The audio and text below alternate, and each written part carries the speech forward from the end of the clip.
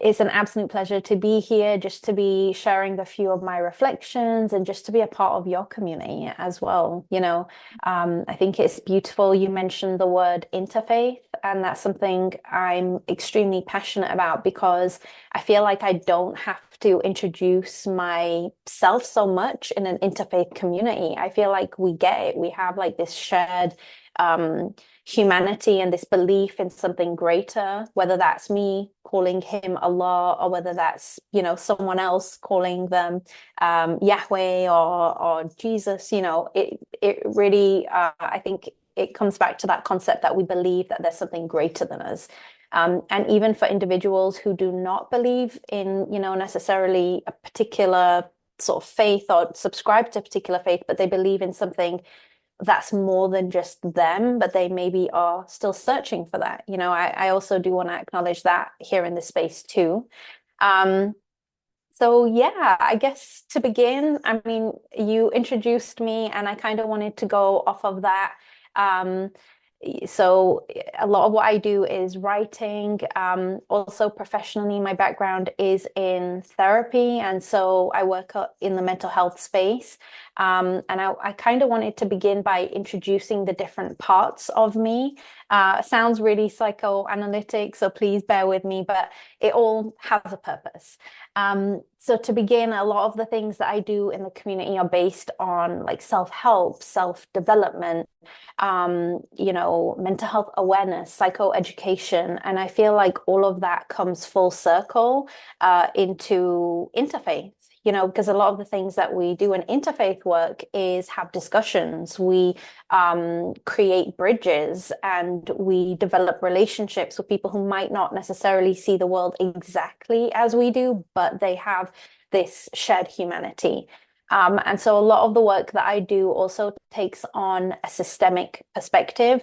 Not to throw a lot of like technical words, but systemic meaning that, like if I am viewing Margaret, for instance, I hate to pick on you here, but I'm viewing you as someone maybe who I may be having a conversation with in the interfaith perspective. But I imagine when you go home, you are also a mother or a wife, and forgive me if I am like butchering any of these details, but just for example. And then there's Margaret in the work that, you do in the community. And also you mentioned that you're in Scotland right now. There's Margaret in Scotland and then Margaret in Philadelphia. There's all these different identities that we carry. And then there's this global identity kind of citizens in this world. That's kind of the one that I wanted to focus on today as well, because it just comes into the discussion of a few of the elephants in the room, I guess you could call it, but more on that later. So going back to this systemic perspective, I feel like it can be very empowering because it means that we don't define ourselves just through one lens. I am not just, for example, a mum or a wife. Both of them I am, but I also view myself as a Muslim and also a woman, and all of those things inform the framework that I view the world in, and also the events that are happening in the world. That's how my experiences shape how I process and understand those things and internalize them too. So I kind of wanted to take a moment just to mention those aspects of myself. So there's me as, the work that I do in mental health and also the work that I do in writing and, like reflecting and poetry. And that's kind of the other part of me, which is I'm viewing the world and then I'm digesting it and then I'm sort of putting something else into the world, which I hope would be like a meaningful contribution, which is through my writing, I hope. Margaret, from what you told me as well, we do have a community of authors here in this group. So I love that we also have an appreciation for literature Yes. and reading. So that's really awesome. And then the other parts of my identity, as I mentioned, I'm a wife, I'm also a mother. So when I see a lot of things that are happening, I'm thinking, okay, but what if that was my child? I'm not just thinking of it from a humanitarian and political sort of perspective. I'm thinking of it from that maternal lens, I guess you could call it as well. And then, of course, as I mentioned, the fact that I am a Muslim woman, for me, sometimes I know it sounds kind of silly, but I sometimes forget, I forget that I'm wearing a headscarf, and sometimes I'll be in public and I might notice something someone says or someone kind of does, and then I'm like, oh, it's because you're wearing a scarf, and depending on the space that I'm in, it might um, people respond differently to that part of my identity. And so it's something I'm constantly reminded of from others, even when I'm not consciously aware of it myself in that moment. So I did want to bring that in as well. And as you mentioned, Margaret, a lot of that informs what I choose to write about and to reflect on. And I try to keep that process very intuitive as well, because I feel like one thing that you cannot do when writing is be something other than what you are, or present something that you don't believe in, or at least not in a convincing way. So that's definitely something that I carry forward, and I wanted to bring all of those parts of myself forward in the discussion that we have today. Um, so it's sort of, again, intuitive, this process. So for me, I wanted to keep it light and based on some reflections that I have, and I wanted to share with all of you today.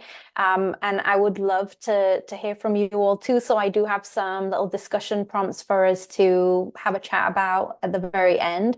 I will also be doing a little bit of a reading from two of my books. I hope you don't get bored, but it won't be for too long. But I felt like that they tie in very well with the discussion that we're going to have. So, yes, I guess I'll jump right in. Wonderful. So, yeah, so as I mentioned, I put together a few reflections which I think have been simmering for definitely the past year.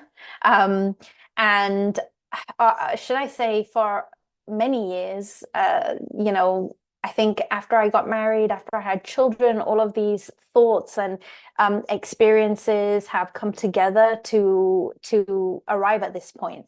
And then global events have happened and political events have happened, and all of that has made me reflect and question a lot of things.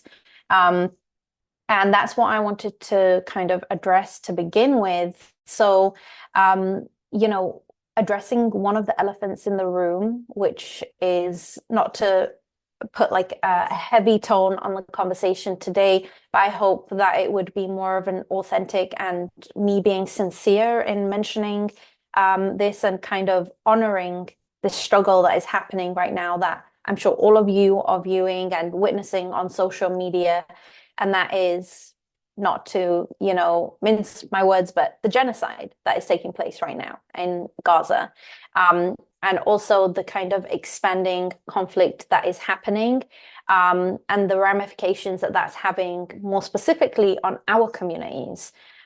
One, the communities that we are all a part of. So if you are Christian and you are part of a church or a community or a circle, and how that's impacting all of you right now. And then for Jewish people and how that's impacting them as well.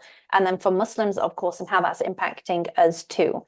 And I wanted to share, I guess you could say it's like an experience or sort of a story of something that happened a couple of months ago, because I feel like it helped me process and understand things in a deeper way. Because for me, and I imagine for all of us, we go on social media and the algorithm feeds what we see, and it dictates a lot of the things that we're witnessing.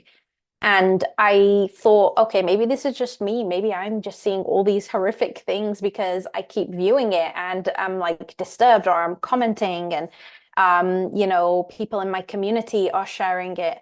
And what's happening right now in Gaza has been happening for a long time. And I think a lot of people, many people, were not aware of the horrific things that were happening and taking place to the people there. But it kind of presented itself on the global stage, and to another level of horrifying, like horrifying things. So for me, I was like, okay, maybe it's just me seeing this, maybe it's not. I'm not quite sure. And so carrying that way of thinking into just my worldly life, I'll share with you something that happened to me when I was at the mall. So this is in New Jersey. No shade at New Jersey, but I went there with my mom. I was with my two children, and we were just shopping as you do in a mall. And when we had finished, we were looking for the parking lot, and so we were walking back the main kind of lobby area.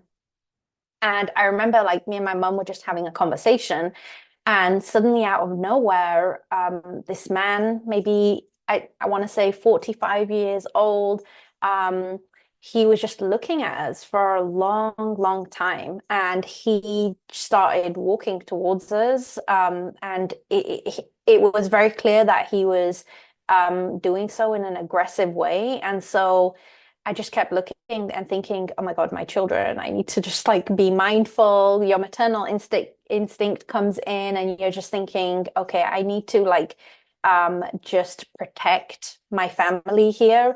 And sure enough, he came up and he came straight into like my mum's face and he said, go back to where you come from. Get out of this country. Go back. And my mum, she was just like startled. She was taken aback. She just did not know like how to process it. Bearing in mind, my mum is usually a super extroverted, assertive type of person. She will have a conversation with anyone and she will not be shy about expressing her views. But this just took her by surprise and even me. And we were shocked. We just thought, what's going to happen? He had his hand in his coat. It almost looked like he was like reaching in for something. And then out of nowhere, this young Asian girl, she looked like maybe she was a student in college, and she said something to him. She said, who do you think you are saying that to them? And at this point, he was actually pacing away from us. He was trying to get away because um, a few other people were looking. There was a guy who was working at the mobile phone stand, and I think he was maybe Arab. But sometimes what happens is if you are in a place and other people who might be from a Muslim background recognize that something is happening, if it's hate or harassment, they will like look and maybe say something. They're kind of there to also assert themselves and just defend you. And so that happened. And the girl, I was most shocked about this because she did not look like she came from a Muslim background. She was of Asian descent, but she was American. And she was just like, giving it to him. She said, who do you think you are to say this to these people? You need to just step away, leave them alone. She just kept saying, leave them alone. And he eventually left, and the security of the mall actually were following him. And I'm not sure what happened after that point with him, but I was just amazed by her courage. And so I turned around to her and she, as soon as he had left, she turned around, she said, I just can't believe that he would say something, who would do something like that. Um, I'm so sorry that you experienced that. And it just makes me so sad. And then she started crying. And at that point, after all of that, I just I just couldn't help but feel emotional too, but I couldn't understand why. And after like kind of gathering herself for a while, she said, just seeing what's happening right now in Palestine, it just makes me so sad that people can do that to people just because they look different or they are Muslim. And I thought to myself, wow, like I hadn't even in that moment thought about what's happening in Gaza and linked it to what was happening right now to me. But this, quote unquote, bystander was able to connect these two dots and to respond with like this compassion and mercy and love. And she wasn't even Muslim, she was not even Arab. And so I was just so moved by that. And it made me think about things differently. It made me think, all of the horror that we're kind of witnessing in the world, I mean, there's a reason for it. As a Muslim, I have to believe that there's a reason for it. That question of suffering on earth. As Muslims, we are taught to believe and have this belief called tawakkul in Arabic, which means trust and reliance and dependence on God, that there is a greater wisdom for that. So it was just a very powerful moment for me. And I began to understand, oh, even though these things are happening, there are people in the world who, might be responding with ignorance and hate because they are maybe misinformed, or they're not quite sure how to internalize the things that they're seeing. And two is that there are other people, and maybe more than you might imagine, who are responding with love and compassion. And that was really, I think, a pivotal moment for me, because it made me feel less, I guess, angry at the world, and more that, more love and more compassion, that's what we need. So I wanted to share that kind of reflection and experience with you all today. And then I also wanted to share a statement of the Prophet Muhammad, peace be upon him. And this was kind of what came into my mind when I was going through, the situation at the mall, and that the girl reminded me of. And the Messenger of God, peace be upon him, said, "The parable of the believers in their affection, mercy, and compassion for each other is that of a body. When any limb aches, the whole body reacts with sleeplessness and fever." And the concept, the analogy that's given of kind of like a body that is sick is that, for example, if the hand is wounded, the rest of the body cannot sit still until that is attended to, until that's taken care of, and until that wound is dressed. And that's what I felt in that moment. I felt like she felt that pain. She felt what we had experienced, or what she had been witnessing, experienced on like through social media. And that was a powerful moment, because she was responding like the body. She was there to defend in that moment when we were kind of like startled and stuck. So yeah, I just wanted to share that. And then the second one is, I guess the second elephant in the room is just the climate that we are in right now, like the political landscape. And this is not to offer like any political views or anything like that.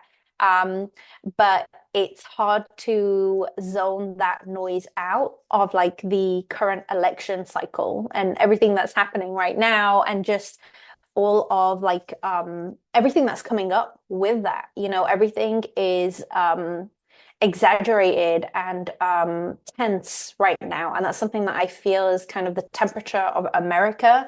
And I think for me, the one theme that comes up is polarization and division. And the reason that I mention those two is because I think that, when you have one party advocating for something and then another one sort of advocating for the direct opposite of that, it creates division, one, amongst the leaders, and two, a reflection of division amongst the people. And for me, that is really a powerful kind of like metaphor of just the world right now. I don't think that it's just America. It's kind of like this polarity of good versus evil, right versus wrong, pro-Palestinian and pro-Zionist. There's so many different types of division that are existing right now. And the reason I am so passionate about that theme is because I think it needs to be challenged. I think we need to break that down. I think that we need to stop seeing the world as just so black and white and responding in such, I guess, like in mental health, like the more that someone sees things in like a black and white way, the more indicative that is of a trauma response. that there's so much nuance in the world. There's so much good. There are so many people who might not necessarily identify with everything that a Democrat says or everything that a Republican says, but maybe there's something good that could be taken from both, or something else could be there, but this is one of the reasons why I think our conversations today is so beautiful, because we're able to come together and accept that there is nuance and have a discussion about it. But when we are so far on like the opposite sides of the opposite sides of the world even, then how can you even begin to have that conversation? So that's another theme, or I guess like reflection I was thinking over. And I do have questions to pick all of your brains at the end as well.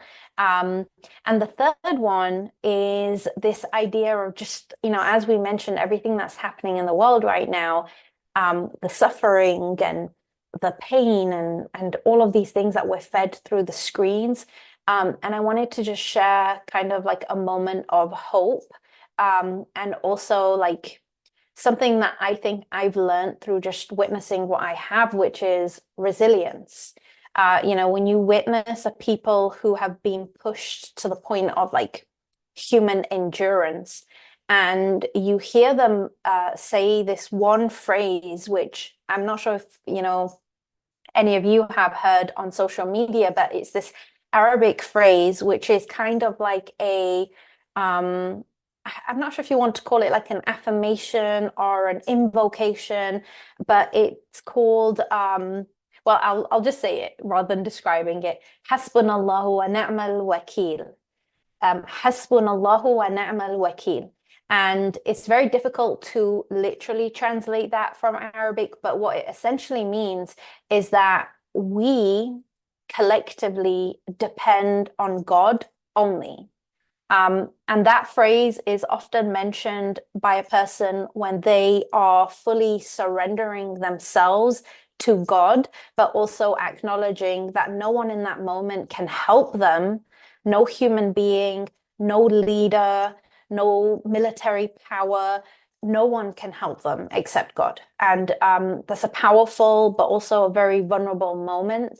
And this is a phrase that is often used by the people of Gaza. And for me, I would often hear that and think, oh gosh, like we have failed them, But then at the same time, I think, no, maybe I'm supposed to hear that because I'm supposed to remember that. Maybe I'm going to go through something and I have to remember that the only one I should be fully dependent on is God. And that's just a powerful reminder for me. And, like, again, just the ramifications of what is happening is unfolding, not just in like ways where we are suddenly realizing certain things like democracy as we knew it, what does that mean anymore, but also it made me appreciate and value human beings in a different way, in a different capacity. And I'll give you another example. Again, it happens to be in a supermarket, Walmart to be exact. And I was shopping with my husband and my two kids. We were just getting groceries. And then I noticed from the side of my eye, there was a woman. She looked maybe like she was like white American, definitely not from a Muslim background. But she said she was just looking at me like for a long, long time. And my husband, he was like, what's going on? Do you know her? And I said, no, I don't. And then after a while, she actually approached me and she commented on my clothing. So I was wearing a black in Arabic, we call it like an abaya, which is kind of like an overgarment, and it had like embroidery on it. It was actually from Jordan, but the type of embroidery is called tatriz. It's like a Palestinian style of embroidery where they make it by hand, and she was complimenting it, and I have never gotten like compliments on this one before. So I was like, oh, maybe I look really fancy today or something. I don't know. And then I was thinking to myself, oh, that was really nice of her. And then I began like walking in Center City actually, and we went out for like noodles, and then a random lady again came up to me. And she was complimenting my prayer dress. Now, a prayer dress in our culture is literally something you just put on top of whatever you're wearing. It's not supposed to be like a beautiful gown or anything like that. It's just something that women wear when they need to pray in the house and they're looking for something that's modest and will cover their hair and stuff. So I was just lazy that day, and so I wore it outside. For people who are not like from a Muslim background, they probably wouldn't know the difference, but my husband was definitely judging me that day. But anyway, I was walking and she came up and she complimented my dress. And I was thinking, it's not really a very, like, there's nothing special about it, but thank you so much. I really appreciate it. And then it started getting me thinking, like, this is the first time that people are starting to compliment, like, what I'm wearing. And I didn't understand that. And then I was thinking in my mind, wow, maybe it's because they're starting to see it more, Maybe that image of kind of the prayer dress, which is actually what the women in Palestine wear when we see them on the videos and they're interviewing them about like their family members. They're often wearing a prayer dress, and their reasoning is because in their homes, if a siren goes off and they need to leave, then they have already something modest over them. They don't have to reach for anything or quickly get changed. They can just leave. So they actually sleep in their prayer dresses, afraid that they might have to leave their homes at any moment. And so that's why they're often seen in the media that way. But for me, that was a powerful realization that, maybe it's more than just what I'm wearing. Maybe it's what it symbolizes. Maybe it's a different, a different way of viewing what I'm wearing. That is what I'm noticing right now. So, anyway, all of that to say that I think that there are so many beautiful things in the world and so many good people and good things that are coming out of a lot of the catastrophic things that we're seeing right now. And that is what I want to hold on to, which I believe is a message of hope, of resilience, of unity and community. And that's why I love that we are having this discussion today. And so to conclude, I wanted to just share a little bit of like from my new book. So actually, Margaret, I'm not sure if I know that I actually didn't mention this to you yet, but this is a little bit of a shameless plug, but this is the new edition of the Muslim Woman's Manifesto. So what happened was I had like a typo or two in the initial version, and then I was like, I have to go and edit because I keep getting readers reaching out to me like on page something is a typo. So I was like, I can't do that anymore. So I had to go in and I was like, I just have to get rid of this typo because it's been gnawing at my soul. And then when I went in, I was like, no, I want to add something to this chapter, and then I want to add something to that chapter.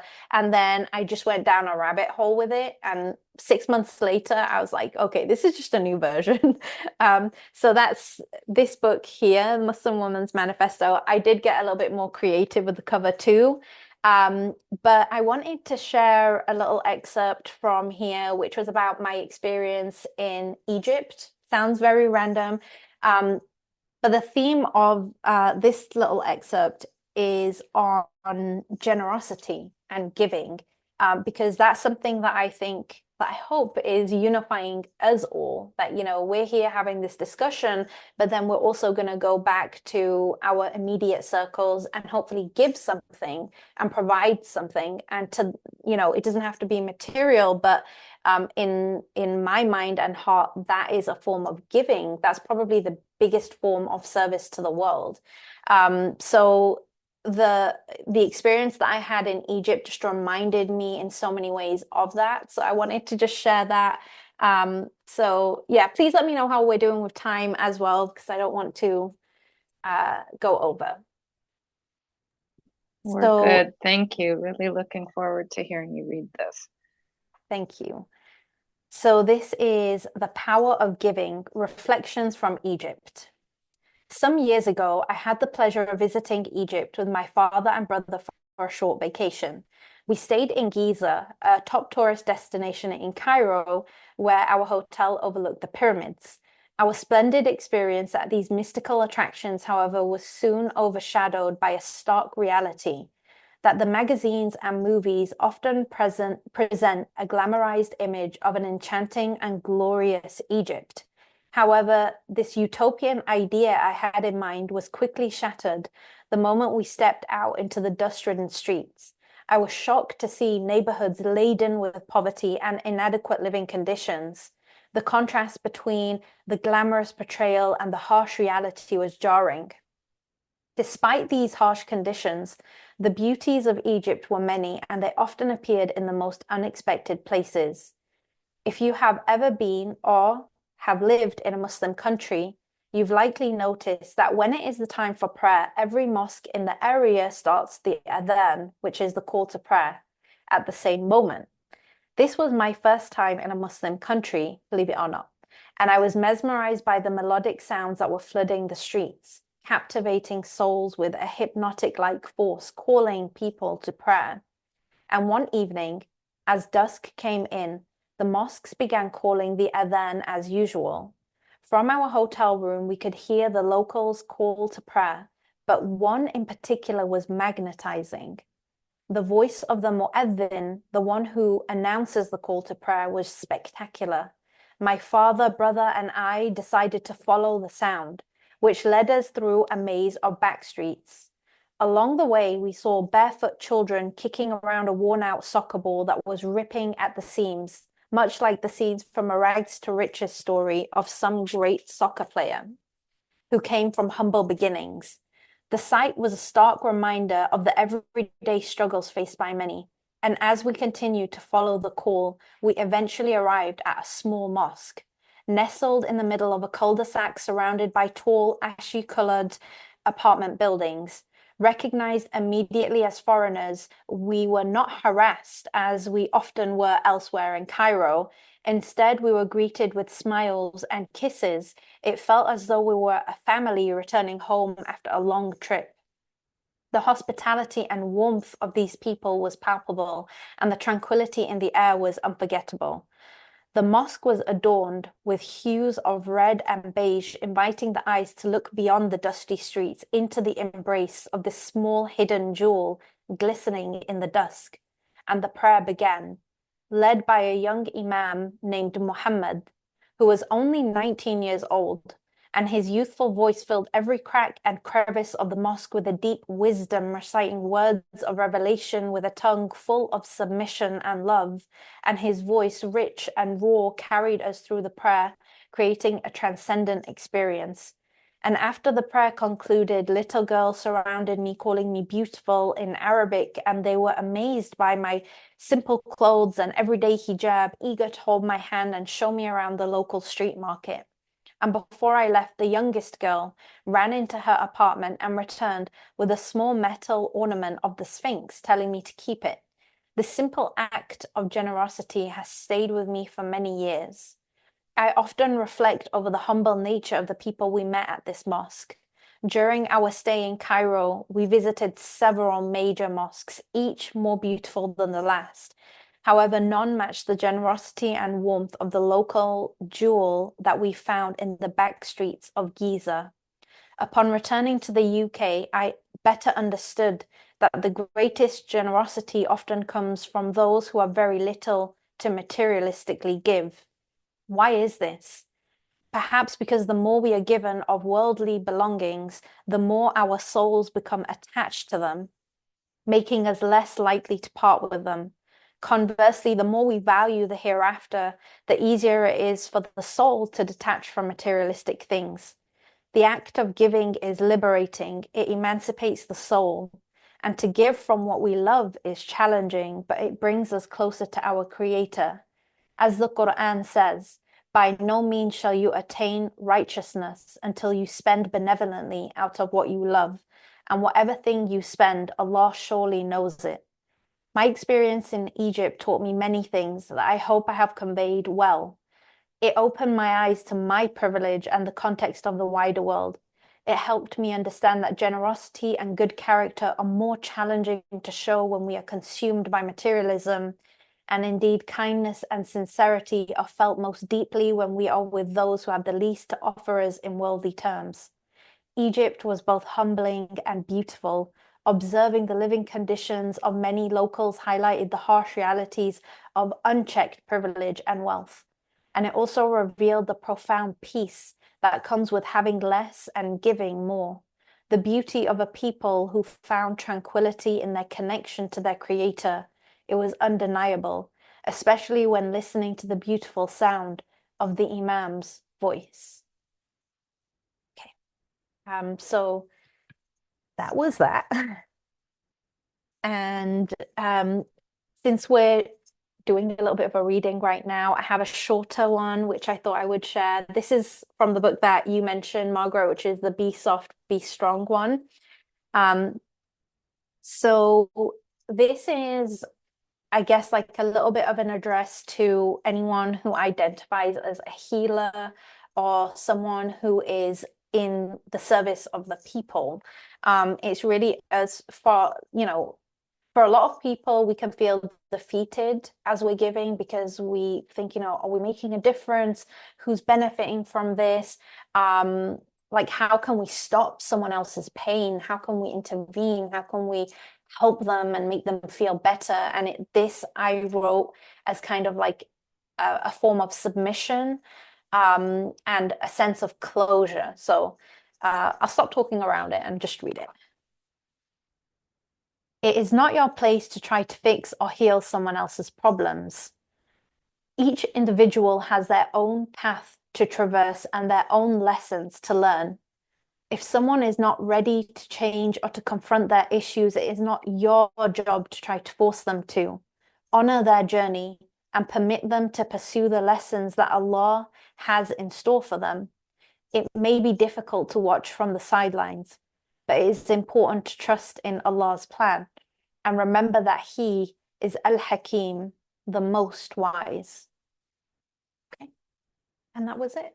And so I guess with that, I'm open to questions, or even if we could have a conversation over some of the prompts that I have, I will share them in the chat, I guess. So you tell me, Margaret, what do you think would be best? Thank you. I'm so moved by your words and your sharing of your story with us. Really deeply moved.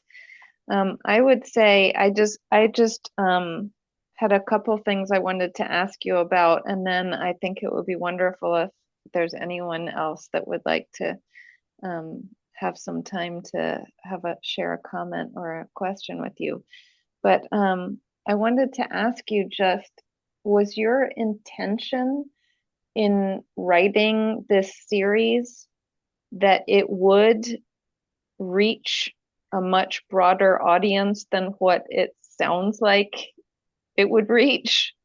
I mean, was your intention that it would not just be for Muslim women when you wrote it? Because it very much doesn't read like that when I picked it up to read it. Yeah, that's a really good question. It was not. It was, I think even though it's titled, for example, the Muslim Woman's Manifesto or Be Soft, Be Strong, Inspirational Reminders for Muslim Women, it's definitely not. It could be read from someone from any actually framework, for anyone who actually believes in a greater power. And now that you mention it, the inspiration for the manifesto was actually after the events that took place in Christchurch, New Zealand. There was like an attack on a mosque there. You probably remember like the horrifying video footage that was released in the news. It was just really intense. And I just thought to myself, what can I do about what just happened? Maybe I could write a book, and call it a manifesto, but let it be for something good. And that's kind of where the name came from. And then I was like, the what manifesto? Or maybe the Muslim Women's Manifesto. So that's where it came from. But yeah, that's a really good question. It was not intended to be that way. And another, surprising thing to me is that over the past year, I have been like receiving emails from a lot of women who are not Muslim, that, you know, they're from a Christian background or um, another background, which they, you know, they don't particularly subscribe to any specific religion. And they have told me, you know, I read your book, or, you know, could you tell me more about, like, does Islam truly say this? Because I always was told that it was a religion of, like, you know, fighting and war. And, you know, I never understood that Islam said this about women, for example, in the Muslim Women's Manifesto. And I responded and I was like, yeah, actually, yeah, that's not the correct belief, you know, but what I mentioned in the manifesto, that's more of a reflection of like where we stand on certain things. So surprisingly, a lot more non-Muslims have been picking the book up on the books actually, and asking questions and appreciating it, which was overwhelming but also humbling for me too.